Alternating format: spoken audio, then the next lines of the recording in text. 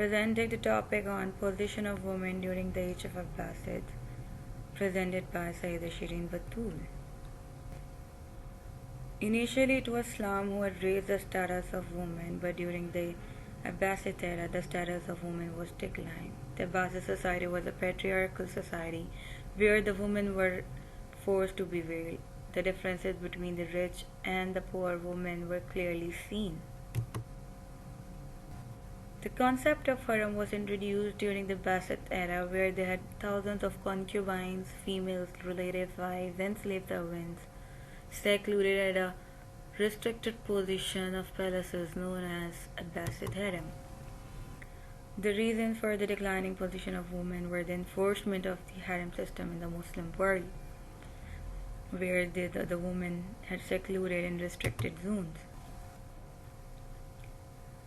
Those of the women who gave birth to the sons were well positioned.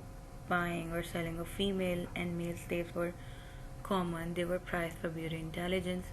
Slaves and concubines often had more freedom than wives.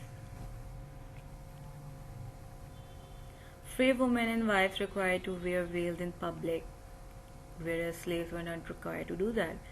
Upper class women or wives had no career outside of home. They focused on sons, whereas lower class women were required to farm, to weave clothing, and to raise silkworms.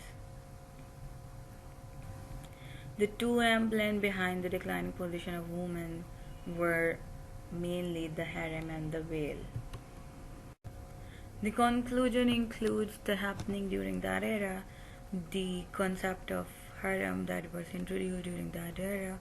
The women were required to be veiled. Wives and concubines were restricted to the palace. Greater demand for female and male slaves were present.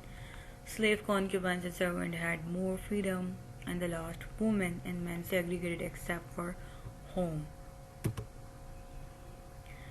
That's all from this presentation.